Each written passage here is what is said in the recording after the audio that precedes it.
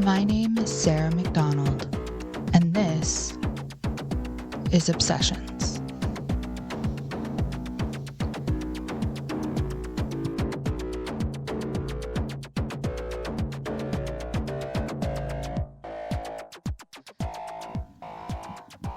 What fairy tales give the child is his first clear idea of the possible defeat of the bogey. The baby has known the dragon intimately ever since he had an imagination. What the fairy tale provides for him is a St. George to kill the dragon. Tremendous Trifles, G.K. Chesterton. We hear these stories every day. It was a small town where people never bothered to lock their doors. She had a smile that lit up a room. He was a nice guy, but he was a little off. No one saw this coming except the people who saw it coming. Nothing's been the same since. A tale as old as time. Crime media has reached unprecedented popularity in the last 2 decades, particularly with young women. According to a Pew Research Center study from 2022, women ages 18 to 29 made up the highest demographic for true crime podcast listeners. Mystery, thriller, and crime fiction make up 17 to 20% of adult book sales in the U.S., and overall, American adults primarily consume mystery, thriller, and crime shows and films. Women, in the U.S. at least, are obsessed with murder. My question is why? Hi, my name is Sarah McDonald. I'm a communications student at Southwestern Oklahoma State University and a storyteller. I'm here to explore some possible answers to that question. In this season of Obsessions, we'll explore crime media consumption, the stories we tell, the stories that don't get told, and what those stories say about us as people and the society we live in. I would like you to consider crime media through the lens of folklore with me this season. Folklore is an academic discipline that gives us a good framework for analyzing the cultural impacts of narratives that go beyond literature. That is, stories that don't necessarily originate in books. I think that if the methods of analyzing folklore are applied to crime media, we'll learn some interesting things about the women who enjoy it. I'm going to make the argument that crime media constitutes folklore, but first, I'm going to define the category of crime media. I want to clarify that my definition for the purposes of this podcast may not be a match for the industry standard. That's because I'm not applying the term crime media as a genre label to try and sell books, movies, or shows. Rather, I'm defining the term to mean media that contains narratives revolving around crimes. So, for instance, you might not immediately think of a movie like Practical Magic as being crime media, even though the plot revolves around 2 sisters coping with the fallout of one sister's abusive relationship, because that's not the genre. At times, I think it can feel a little bit like Diogenes bringing Die Hard into the symposium and shouting, "Behold, a Christmas movie!" But I think I've managed to justify the examples that I use.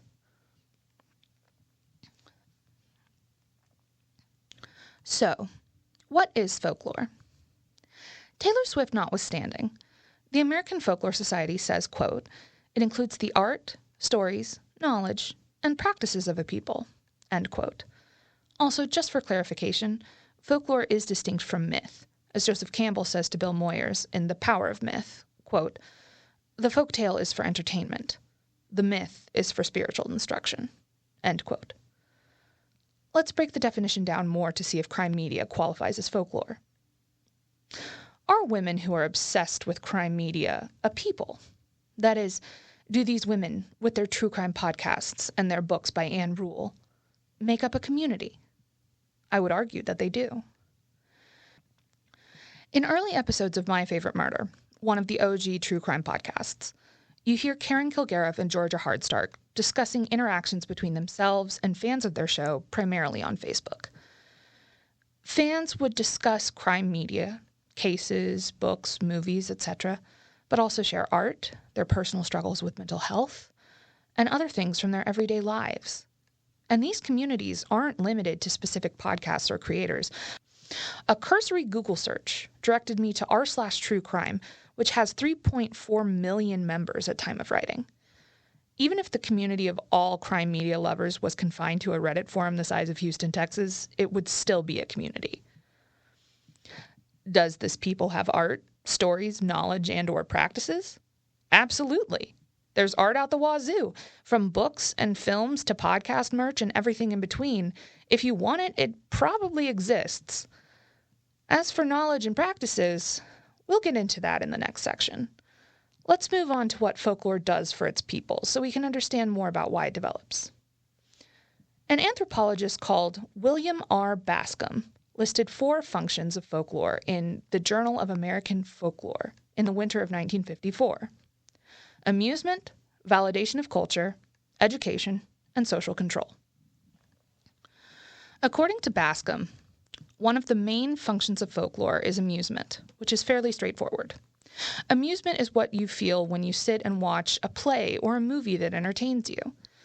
It's what I personally feel when I watch Kristen Stewart screaming at Taylor Lautner in Breaking Dawn Part 2 about his nickname for her daughter, Rumpelstiltskin, right before she yeets his adoptive brother into a tree. I think we can wrap our brains around amusement pretty easily. People might think it's weird or even inhumane to be amused by crime media, and I would be inclined to agree that true crime content needs to be handled with a degree of reverence. I think navigating true crime with humor is something that needs to be handled extremely delicately, and the only people who consistently do it well, in my opinion, are the ever-great Karen and Georgia, because they know where to draw the line for what's appropriate. That's purely anecdotal, in my opinion. I haven't listened to every true crime podcast, and I will not engage with you in a duel in the comments if you disagree. However, crime fiction and entertainment exists, and obviously it works or we wouldn't be here. We have characters like Ace Ventura, Inspector Jacques Clouseau, and Columbo, shows like Psych, Brooklyn Nine-Nine, and Only Murders in the Building. Amusement surrounding crime doesn't always have to be morbid or gross, and there's clearly an audience for content with this premise. These works aren't even all the same brand of humor. Brooklyn Nine-Nine is a workplace mockumentary sitcom a la The Office or Parks and Rec, while Only Murders in the Building is a love letter to the whodunit genre and a spiritual successor to Clue. For the purposes of this season, I would encourage listeners to think of amusement in terms of entertainment or attention. This season, we will be examining some true crime cases, but we'll also be examining fictional media like books, films, and TV shows. Lists of everything I watched and read for this podcast can be found in the show notes and on Instagram at ObsessionsPod. Moving on to validation of culture, this basically means stories that give explanations for why we carry out certain rituals and traditions. Some excellent examples of this are the numerous films surrounding the real and true origin story of Santa Claus, explaining why is Christmas. So, another function of folklore is to convey meaning. People point to things like Dateline or My Favorite Murder and say, see, this is why women walk through parking lots with keys shoved between their fingers like Wolverine. Why they hate traveling alone at night. Why they live in fear. According to the World Health Organization, 1 in 3 women will experience some form of intimate partner violence during their lifetime. Statistically, even if you personally haven't experienced abuse, you know someone who has. That's just a fact. And frequently, the U.S., where I'm from, feels pretty hostile towards women and their safety. Even the system supposedly put in place to protect us. That is the culture we are thrust into and coping with. That is the culture these works are contextualized by. There's absolutely nuance to be had in the conversation surrounding the fears and biases that go into making crime media, and believe me, we will get into that later. I also think it's fair to point out that some of the fear women live with is justified, and it would be a mistake not to acknowledge and hold space for that.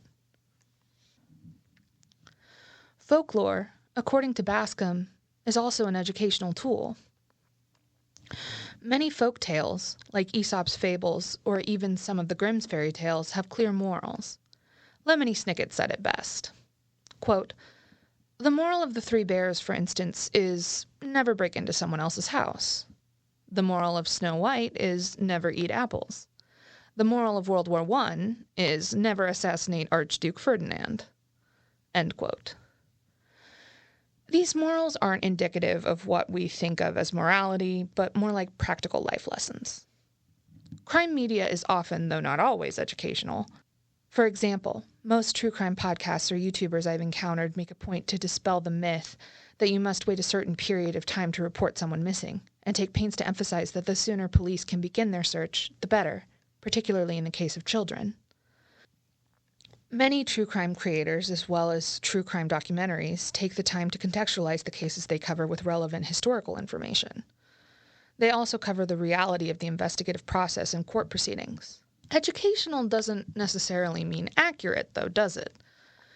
Crime fiction does its fair share of spreading misinformation and urban legends about police work. I could point back to the aforementioned issue that so many people believe you have to wait 24 or, in some horrifying cases, 48 hours to report someone missing. Police procedurals have a lot to do with that. Social control is the fourth function of folklore identified by Bascom, and what he's referring to here is the use of social pressure to influence behavior. Think of Santa again. He's an incentive for good behavior and a deterrent for bad. Most true crime creators encourage their listeners to follow certain rules or take specific precautions in their daily lives for their personal safety. You might hear the phrase, "trust your gut," repeated often. Before that, television ads like the 10 p.m. broadcast, "Do you know where your children are?" or encouraging women to behave a certain way to avoid being attacked were common. It's also common in the true crime community specifically for creators to end their videos, podcasts, or documentaries with calls to action, usually directing people to sign petitions or contact people in power who can help with the case being examined.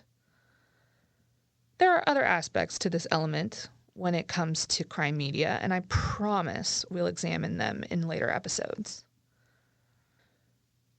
The thing about folklore is that not all of it is true. It can absolutely convey truth, but it can also be manipulated as a tool of abuse and oppression. The Bible has some beautiful ideas about love, compassion, and sharing and community together. It has also been used to justify innumerable atrocities across history, most relevant to me, the Atlantic slave trade. Ultimately, folklore is a manifestation and reflection of the beliefs of a culture. I think examining crime media through the lens of folklore is going to teach us some interesting things about the beliefs we hold about women, the law, and crime itself. We're going to be confronting some complex and nuanced stuff in this podcast, but don't panic.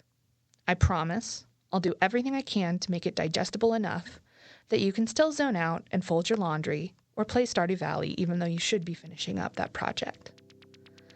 I just have one question for you. Do you like scary stories?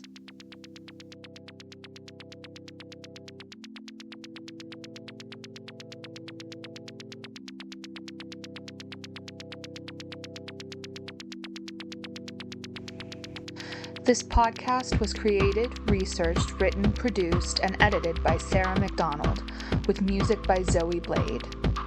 Views expressed on the podcast are my own or those of my guests, and do not necessarily reflect those of Southwestern Oklahoma State University or its faculty. Special thanks to Southwestern Oklahoma State University's Hilltop Theater, Professor Jessica Salmons-Meditz, Professor Stephen Dowdy, Dr. Matthew Dorr, and Jonathan Wynn for their help and mentorship through this project. Infinite hugs to Dylan, Cass, Joe, Shelley, Des, Lex, and Shai for putting up with my crazy writing schedule and my constant requests for feedback. Dedicated with love to Mrs. Rachel Anderson, my 8th grade English teacher, who made me believe I could do this.